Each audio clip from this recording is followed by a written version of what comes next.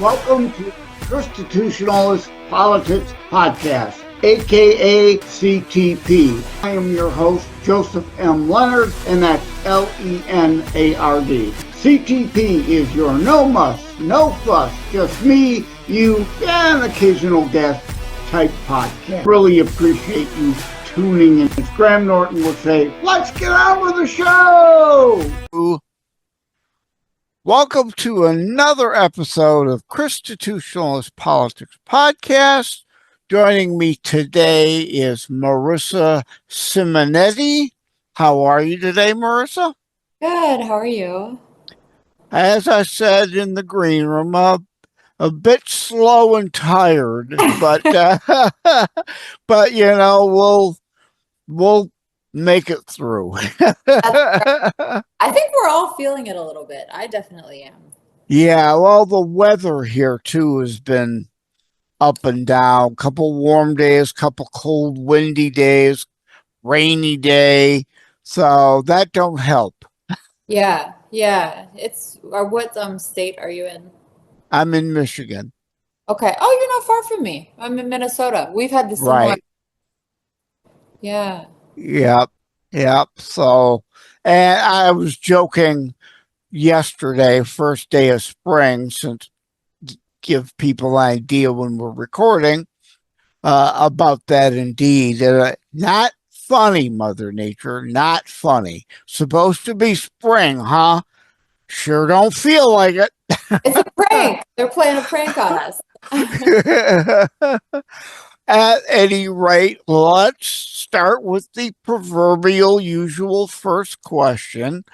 Who are you? Where were you born and raised? And we already heard where you are now. Those sorts of things. Yeah, so I live in the Twin Cities now here in Minneapolis. I'm a mother. In my 20s, worked in real estate, so I have rental property. I'm not a real estate agent, but I have rental property. I do social media, and in 2024, I was a first-time candidate on the local ballot, which was an adventure into of itself. For anybody who's ever run. Yeah, I have. I've been You there, have? done. Yeah, been there, done that a few times in the Really? in the 90s. So Okay. What did you love about running, or what made you do it more than once? well, I just felt somebody needed to step up, right? Yeah, yeah, yes. Which is why you're here. Right. Yeah. Indeed. So now you're thinking of running for office again. That's why you're here. Yes. Let's go ahead and dig into that a little bit. That's right. So my plan on May 28th, 2026, I will file. We have it here in Minnesota. The even year are the big election years. So I'm going to be running for one of these statewide offices. And that'll be this year. I'm taking off, focusing on my business, growing that. 2026 is going to be where it's at. Yeah. Well, you can never get started too soon, but like you said, you had already run once, so Yeah. that's the hardest one, You right? feel, Because no one knows you. You got to yeah. get people to get to know you, and after you've run once at least, you're not starting from the absolute zero. Yes. What was your biggest challenge and biggest opportunity when you ran?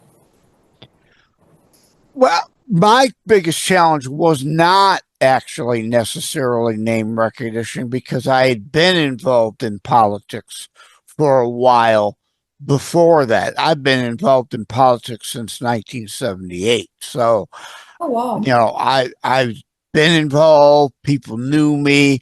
Of course, getting others to then know you is another thing. And of course, me being in a deep blue area, running as a Republican was the obvious biggest challenge there. But as I said, of those who came before me, and people can think of me now as came before them, with each election cycle, we changed things a little.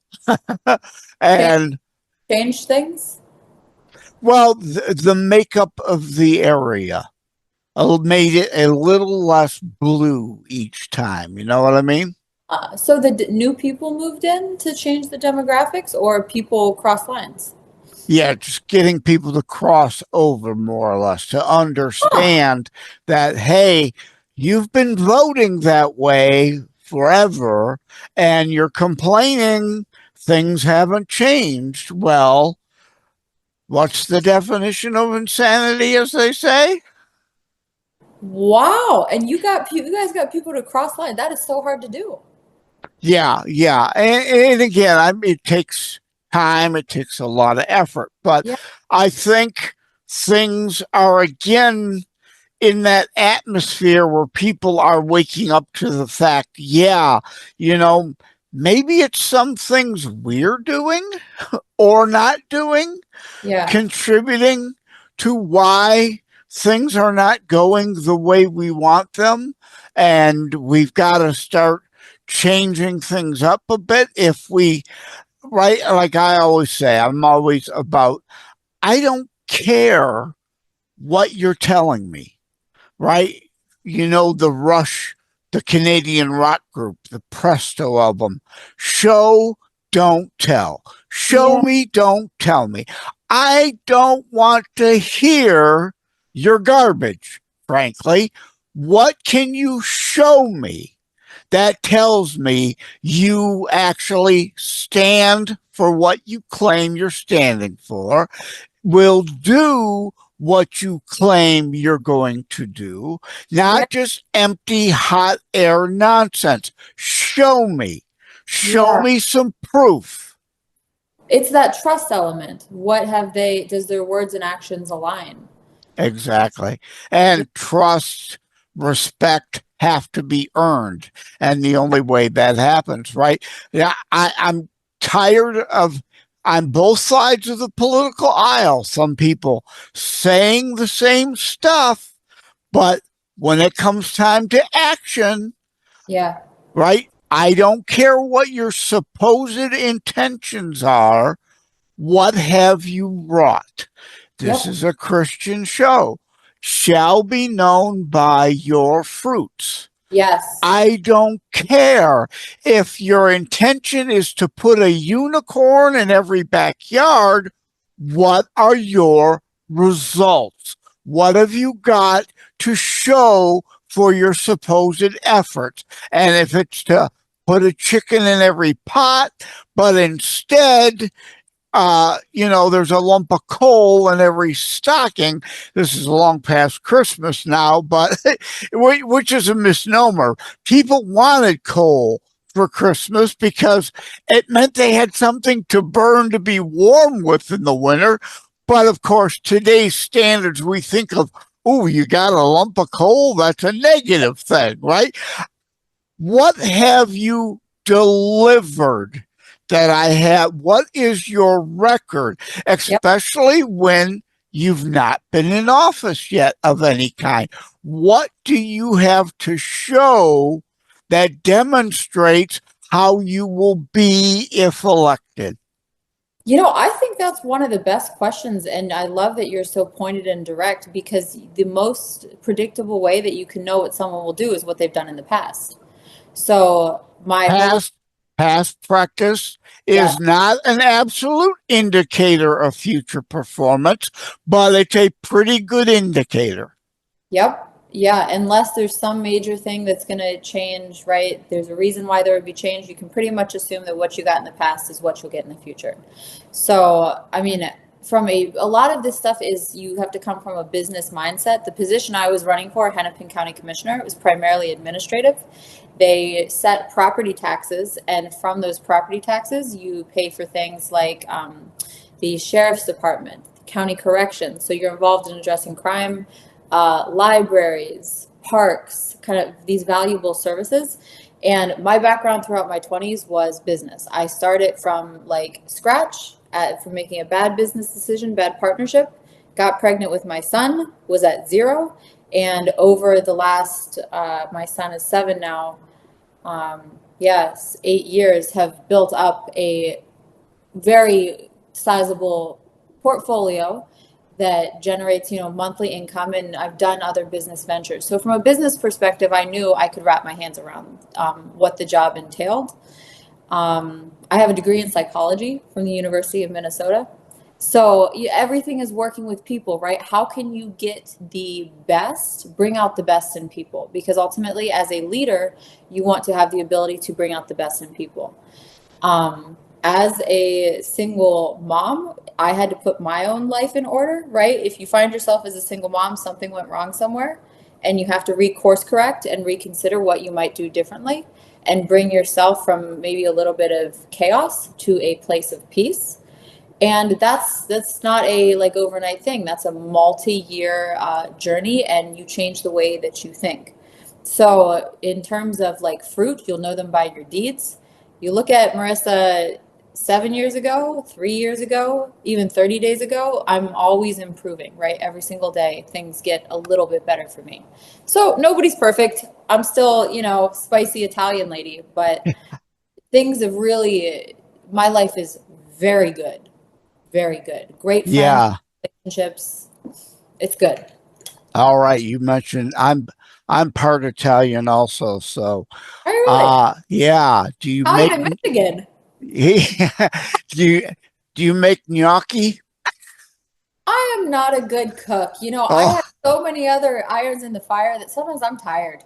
I I could if I wanted to, but I'm tired. I hear you on that. Well, you mentioned economics. So let me right up front, I'm referring to an article I wrote last year before the election. I'm asking a trick question. I'm telling you right up front. So be prepared. Obviously, I'm coming at this with a slant. Is the number 6 always better than the number 3? Better in terms of more? That's the rub. Is it really? Exactly. I wrote the article. Is the number 6 always better than the number 3? Well, our initial gut reaction would be, well, the number 6 is a bigger number, right? So you think it does mean more. So most people's gut reaction would be yes, unless if there's a special circumstance. And Yeah. therein lies the trick question. Is a 6% raise better than a 3% raise? Again, most people's initial reaction would be, well, of course, 6% of whatever my number is a better increase than 3% of whatever my number is. Unless if inflation is 9% when you're getting the 3% raise, Yeah. like under Bidenomics, or during Trump, you got first term, a 3% raise, but inflation was 2%.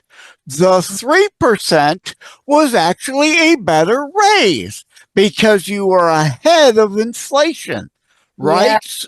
So things are not the point beyond just some people have no clue about basic math, basic economics, or accounting 101 at all, that things are gray.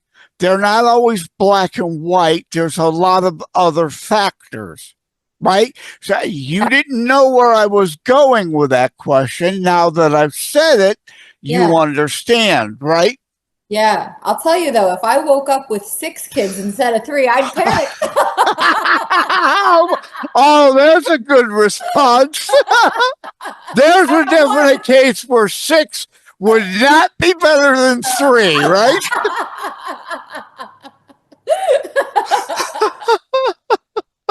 Oh, that's funny. That's really good. I'm see now. This is important. You're showing an ability to be quick on your feet, and that's important here. Well, I'm silly, right? I like to just have a good. Do you have kids? No, I don't have kids. Oh, I oh, I've got 0, which is better than the 3 or the 6. If you woke up at 6, you would really panic.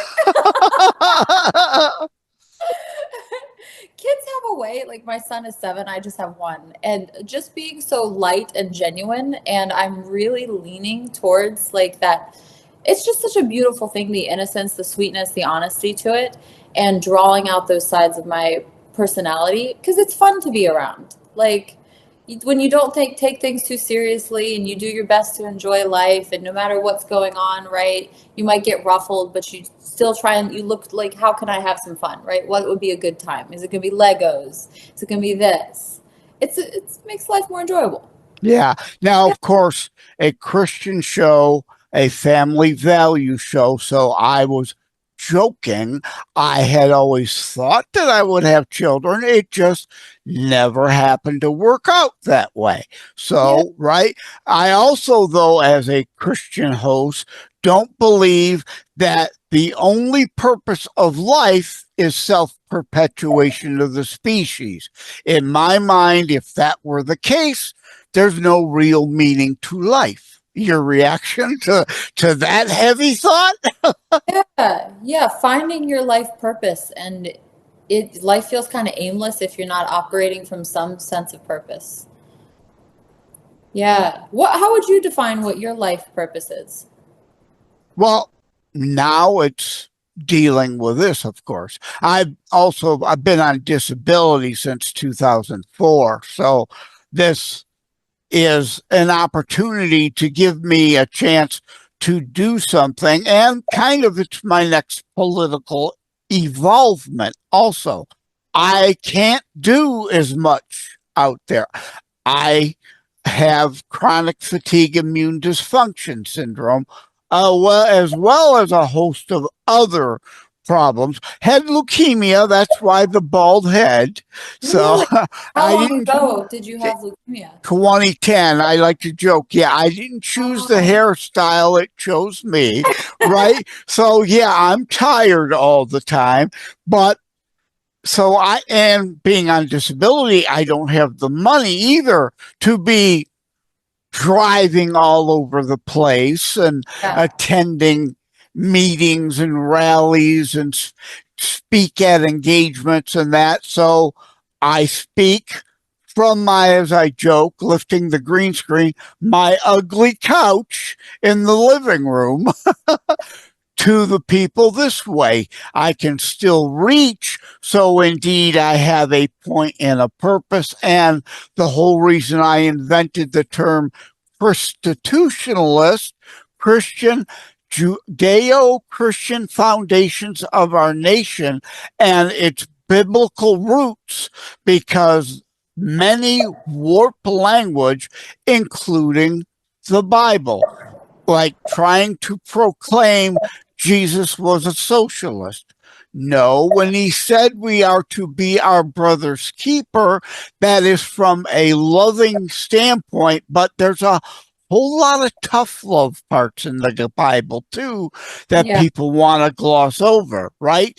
It is biblical community, free will, a free people. We are to want to be our brothers and sisters' keeper and take care of widows and orphans. The Bible also, though, makes the distinction between those who are unable and those who are unwilling. I have no obligation whatsoever to the unwilling, who are just unwilling to make things of, or even attempt to try to make something of themselves. Like you had said earlier about being a little better today than yesterday. There's the point. A desire to want to make things better. Yeah. That's versus worldly communism, which is by force. I don't have the right to force you to give any of your blood and treasure to your neighbors. I want you to want to do that. So it's a different direction of force. So it would be like when I use my force and my energy to change myself, it's like focused on my, right? The force is on myself. The pressure is I've on, got several yeah, shows on self-reflection. I yes, like to joke Michael Jackson's Man in the Mirror, or Rick Springfield, his kind of version. Prayer. I send a prayer to heaven for the chance to be a better man than the man I see, my yeah, reflection in the mirror. Self-reflection. It's like on the airplane. If we lose pressure, what? Put your mask on first, because you can't help anyone else if you can't help yourself. yeah. And I'll tell you, being a parent, a lot of it is teaching but through modeling, but also sometimes you have to exert like force or energy, right, per se, to like have corrective redirectional moments. And that's exhausting. I mean, that's a labor of love.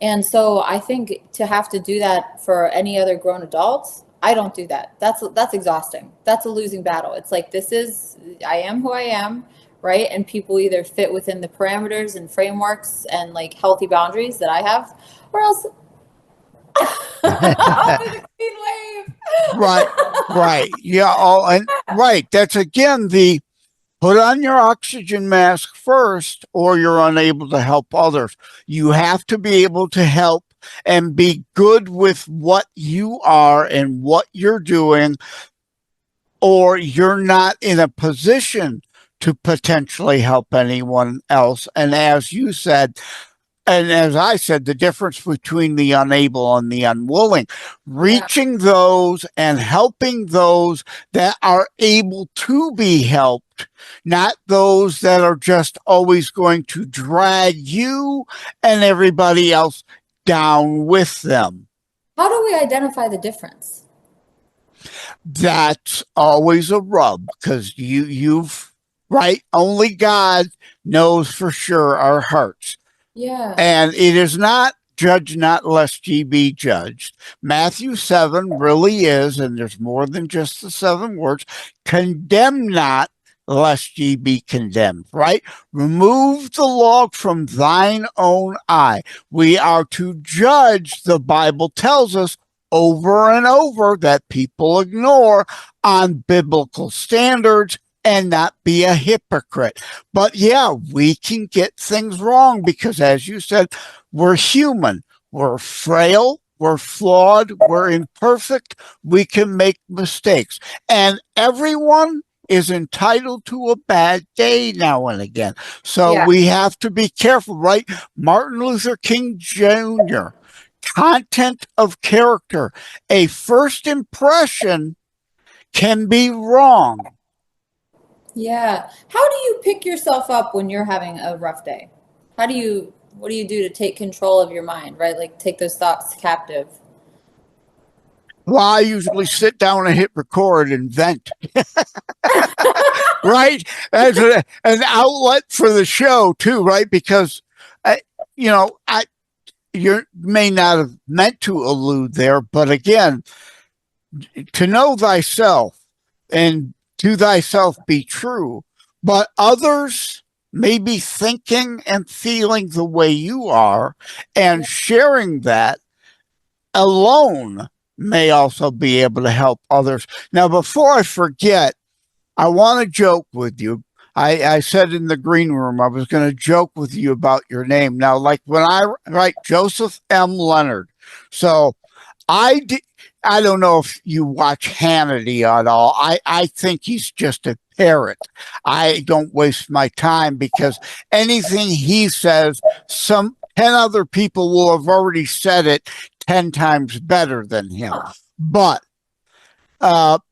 I forget where I was going to go with that.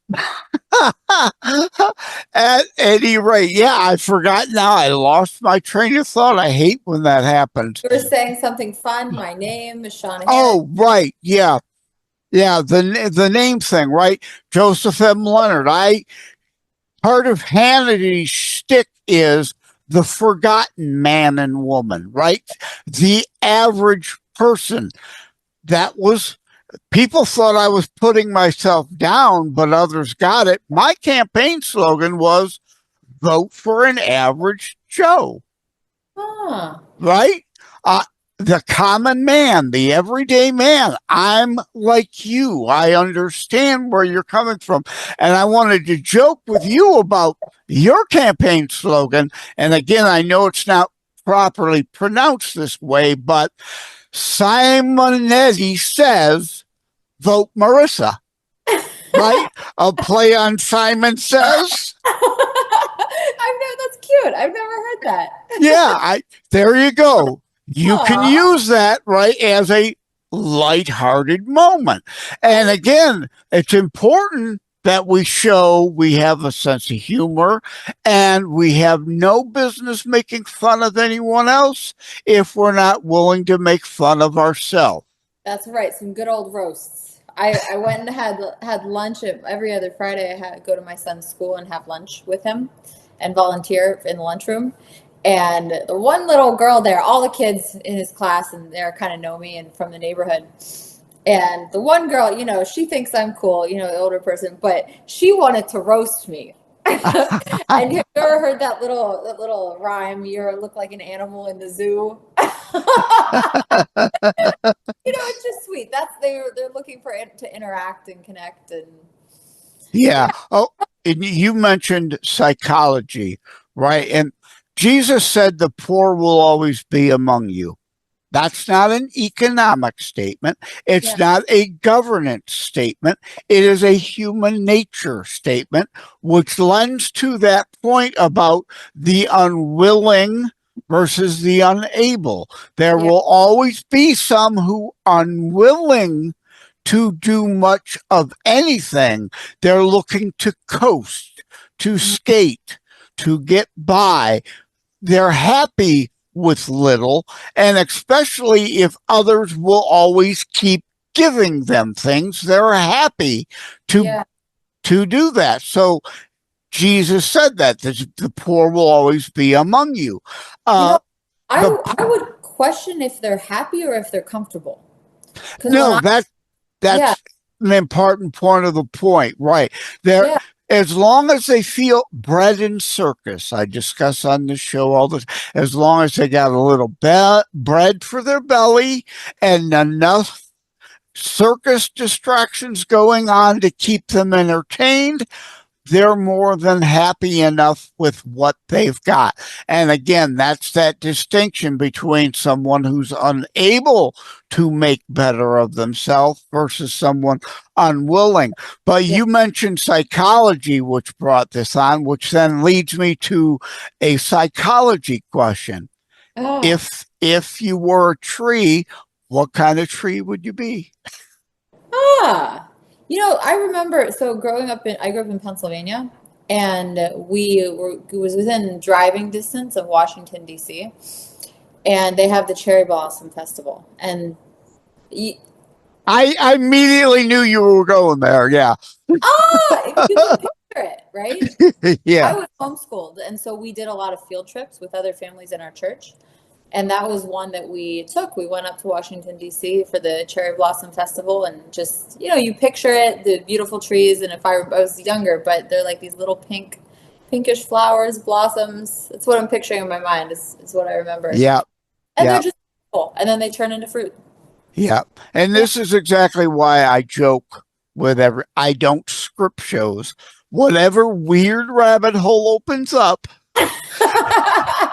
I dive in head first. And you mentioned psychology, so I figured let's ask that dumb question everybody hates. But you were able to again, you're quick on your feet, which is good, and formulate an answer there. Now, I also caught in that conversation, again, why I don't like to script. We just go where it goes. You mentioned homeschool. When I asked your upbringing, you didn't go into that, but you mentioned that. So I take it you're very much a school choice, school options, parental's rights kind of person. Yeah, I had a great experience being homeschooled. You know, you always like bump heads with your parents and think you're smarter growing up, of course, right? But Part of that human nature psychology. Yeah. maybe I am just smarter though, you know. But I played tennis in high school for the local high school, and I wanted to go senior year for the experience. After 11 days, I was like, take me back. It was I got such a good education. Who I am today, my ability to problem solve, to enjoy learning, that growth process is all from my mom. And even today, she works with kids, tutoring full time, who have learning challenges, and it really like gives them the gift of being able to overcome things and become proud of like their ability to figure it out. And that's who my mom is, and I think it's a really beautiful thing. Yeah. Okay, I'm going to go ahead and we're going to start to wrap things up. Good. And what was I like I said at the beginning, mentally and emotionally I am just mentally and physically I'm just drained today. But as I said, we'll get through this. But another example of indeed I've lost my train of thought. I need a Aww. nap. But but indeed, I know what it was. Wrapping things up. There's a reason, folks, why I haven't asked her what office she's running for. She's not officially announced, and she's not going to officially announce, as she already herself said during this, for which office for a while yet. It's just not that right time to do so. She's you can never start too early, making sure people have an option, an outlet, an opportunity, like she appeared on Savaged Unfiltered the other day, which I am a co-host of. I wasn't on that episode. I came in while you and Michael were wrapping up your recording to do a recording after that. But indeed, you're not ready to do that yet. You're doing this, the getting to know Marisa Simonetti says vote Marisa stage. Well, and getting to know you too, and like learning and hearing. Like one thing I've been on. This is my 10th podcast this week, and I've had such a cool like opportunity to talk to people I wouldn't normally cross paths with and learn really cool facts and perspectives. And to me, that's so fun. Yeah, yeah. I have 5 international books, so I not only do my own show, as I said, Savaged and Filtered, I co-host. I met Michael, aka Savaged, 4 years ago when I was getting ready to release my first. I'd been writing my whole life, but it was my first internationally published book, and we hit it off so well that he said, "Hey, would you like to do the podcast as a host sometimes?" And I said, "Sure," which then I appreciate him as my mentor because it led to my having my own show. You don't want to just start from scratch and not knowing much, although Yeah. nowadays, like I joke again, the ugly couch, anyone could do a podcast from their living room if they really want to. Yeah. And just fudge your way through and learn, and you of course get better as you go. Yes. But at any rate, lost my train of thought. Thank you, Lord, it came back. Indeed, going on other shows to discuss my books. So I understand what you're saying and where you're coming from. Indeed, going on shows to talk about my books, or I talk about UFOs on some shows. I talk about mental health on some shows.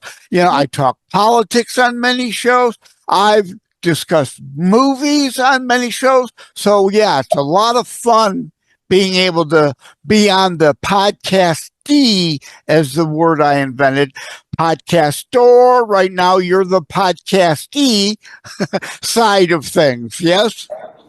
I'll try and keep it straight. Yeah, well, one of my books, I don't have it handy, or I'd grab it to show it, is Podcasting Quick Start Guide.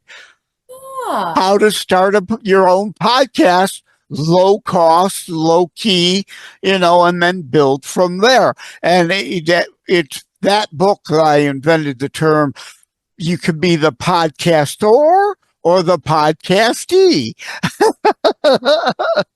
I've invented a million hashtags over the last, however many years X has been around. Just weird things popping. Cover the kids' ears. This is not bad, but this is a G-rated show normally. One of the terms or hashtags I invented was mass holes. The masses of asses. There's a whole lot of mass holes out there, right? there is. Be kind to people. Be kind, guys. In fact, one episode I have in the catalog from before Valentine's Day, I had the inventor of the game, Am I the Ass, on. Great game. You learn about each other and psychology, human nature through it. And I gave him that term. You can use the term massholes in your marketing, because indeed it's a game about, like, one of the questions, I shared it with Buttons, we call her, at Frank's Pizza. She's a waitress there. And, like TGI Fridays, she wears a lot of buttons. So we call her Buttons. But her and her boyfriend are going through this, phase now.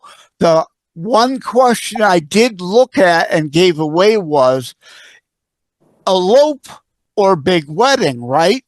The woman in the question asks, am I the ass for just wanting to elope rather than I'm going to just elope. You do the parents thing of wanting the big wedding, right? Well, everybody's situation is different. What can you afford the wedding? There's a whole lot of factors. So, but that's that human nature, human interaction. Is it only about you and yourself, or does the family? So indeed, it asks, are you the ass if you just up and elope?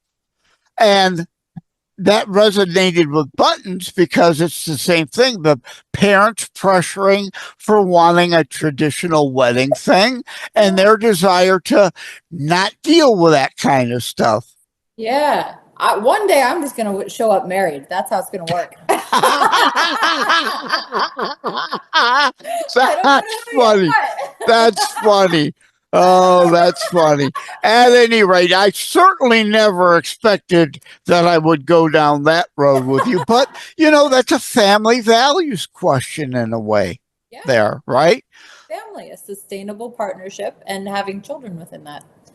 Yeah. Yeah. Okay, indeed. Wrapping it up now that I didn't go, I think I went down a moose hole rather than a rabbit hole there. That's like kind of way off the beaten path. But at any rate, do you have a website yet for people to find you? So people can find me on social media if they just look up my name. I'm on Twitter, Instagram, TikTok, Facebook page. Yeah, just look up Marisa Simonetti and I'm on there. I can send you my links if you want to tag it. All right, sounds good. And of course, I still have a candidate website up for me. Well, it's available through Web Archives now. I mean, it's long gone, but yeah, you could still find an old candidate page from me out there floating around. So soon, of course, you'll be needing a candidate website page. It's a absolute must these times. But for now, find you via social media, and indeed, oh, darn it, I thought it's, and again, remember, Simonetti says, vote Marisa, whatever the office is going to be. That's right. All right. Well, thank you for joining me today, Marisa. It was great having a chat with you. Thanks for having me. Thank you for having tuned in for Constitutionalist Politics Show. If you haven't already, please check out my primary internationally available book, Terror Strikes, coming soon to a city near you. Available anywhere books are sold. If you have locally run bookstores still near you, they can order it for you. And let me remind, over time, the fancy high production items will come. But for now, for starters, it's just you as a very appreciated listener by me. All substance, no fluff, just straight to key discussion points. A show that looks at a variety of topics, mostly politics, through a Christian U.S. constitutionalist lens. So again, thank you from the bottom of my heart. Take care. God bless. Like and subscribe to Constitutionalist Politics Podcast and share episodes. We need your help.